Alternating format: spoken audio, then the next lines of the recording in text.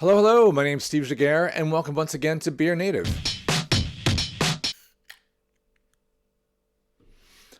In this one, I'm going to be continuing down my dry January journey of exploring beers that have low or no alcohol in them, with the exception of Hump Wednesday, which even I missed last week because my work went cuckoo bonkers. They got bought by a company that just got bought by a company, and I just didn't have time to do anything last week. So back on form today because it's a holiday in America. It's Martin Luther King Day, and so I'm reasonably quiet. Nice. What's the beer we're going to be looking at? Well, let's take a look at the brewery to start. And it's called Coast Beer Company. Let me see if I can find them here and bring it up to show you, of course. There we go.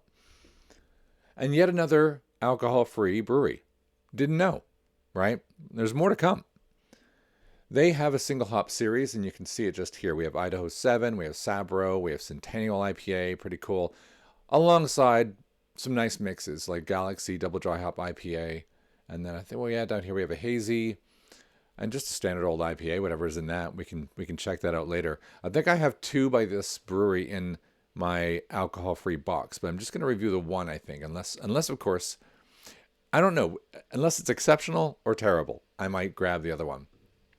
If we click through, we see Idaho 7's the one I've got. Nice photo. Yeah, really nice. Oh, and they also talk about the aroma of papaya, mango, grapefruit, and piney resinous. That is pretty accurate for Idaho 7. It's a pretty low alpha acid by default, so not necessarily going to give us that juice explosion we like from Idaho 7. It's more like going to make it smell amazing. Now, it could just taste like water for all we know. So far, attempts at IPAs with alcohol-free hasn't gone so well, so we'll see. We'll see if they've cracked it. The mystery. They can see where they got it. Jackson Hop Farm in Idaho. There's a little bit of history of Idaho 7 on the screen as well, which is pretty nice. You can get it in the UK if you're in the UK at it used to be, I used to think it was called Charles Farm. I guess because of Jackson Hop Farm. But I think it's Ferrum, charlesferrum.co.uk. You can buy it there if you're brewing. So it's not too hard to get over here or anywhere really in the world. But let's bring it back. Let's show you the one I've got. And as we bring it back, I've got a reminder, of course, that once again, please tell your friends, subscribe, ring the bell, follow me in other areas if you're interested in hearing more. Instagram's probably the thing I post to the most. Also, I really should add to the ticker, I'm on Untapped. Of course I am. And I think I'm just Steve Jaguar, all one word. So if you can find me and you want to friend me and follow me there, totally do it. Down with that. All right. So I'm going to get it out of the fridge. It's just behind me. Look at all these. Tons of alcohol-free beer. And there's mine. Some of my beers have been showing up with couriers kicking the living crap out of them.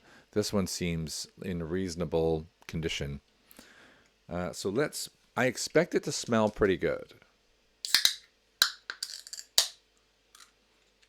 So let's just check it out. Oh, it smells a bit like candy. Like candy necklace? Or like the, I want to say where you put the stick in, you eat the powdered candy, which is like why they give kids that. It's just basically pure sugar. I don't know, but I used to have it when I was a kid. It was awesome. Yeah, very candy-like.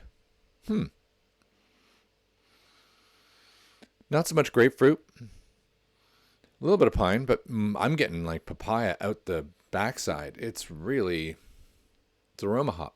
There we go. What a shock. Let's pour it in and see what they've done for the malt. Are they easing off on the malt so that I feel like there's two camps. Well, let's raise it up. There's two camps in this. Some people that just don't even bother with the malt and they just try and let the hop carry it. I think the Northern Monk ones I did earlier were a little bit like that. The color was almost yellow, and this color, you can see that. Similar, right? Almost yellow. I don't think there's any real need. Nice head, though. Let's give it a little woof out of the glass. Wow, that is, so it was papaya when I poured it or when I sniffed it out of there, and now it's like It's like a mango salad. It's like I've just broke a mango open in my room. I don't think I've had an alcohol full or a real alcohol Idaho 7. Rarely that's been that strong on the nose of straight up mango. That's weird. It's good. Let's try it.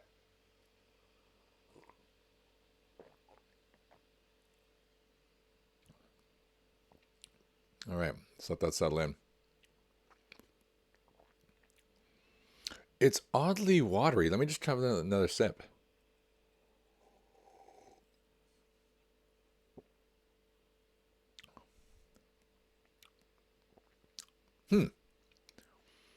Well, that is really interesting. It still tastes kind of mangoey. It's got a light, long, resiny pine. Not too bad. A little bit, I would say, of grapefruit. I didn't get that in the nose, but I get it on the flavor. And I would say that's a success. It's still lingering. It's still there. I think it's a little... maybe I think I over-chilled it. It's a bit poppy or soda-like, but that's pretty good. I would have thought if they did a hazy, which they do, that would be the only way I would consider to improve this. But that's not saying that it's not bad. It's really good.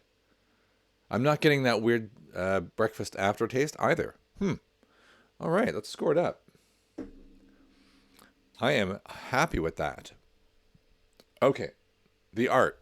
I was going to bring my can back, but it's so much better just to do that. Like, look at that beast. How scary is that? It's kind of cool, too. Keeping along the lines of every alcohol-free one so far, they're establishing a brand. See, look.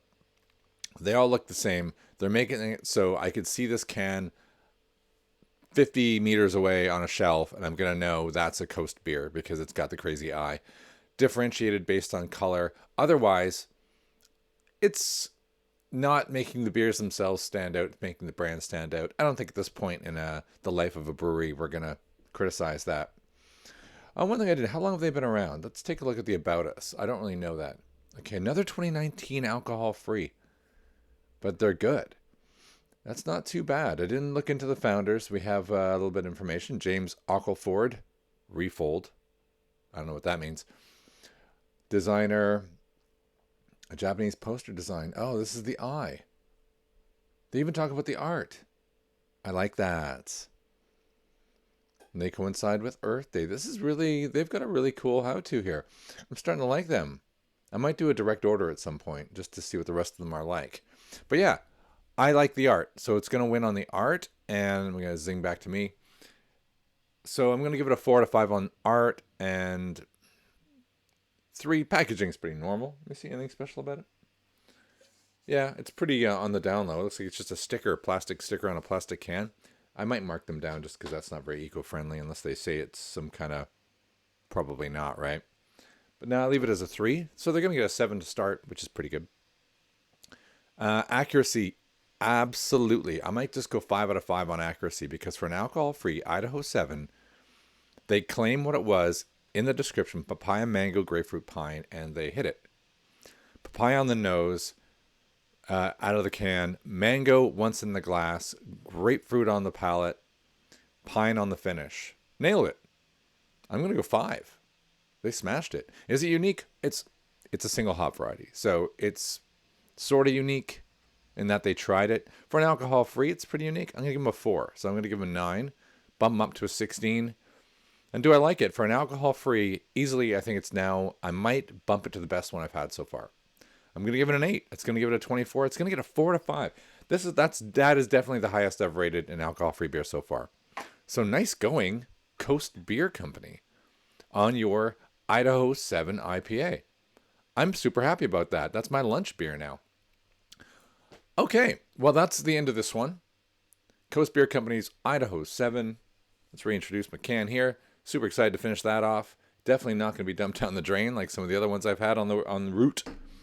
And I hope you join me tomorrow where I'll be doing another exciting. And if I could do another single hop, I will, because I think I do have another one behind me in the fridge just to keep along that trend, see if they do just as well. But this is a pretty high bar. It is. So my name is Steve Giguere. This has been another BeerNative beer review, and see you next time.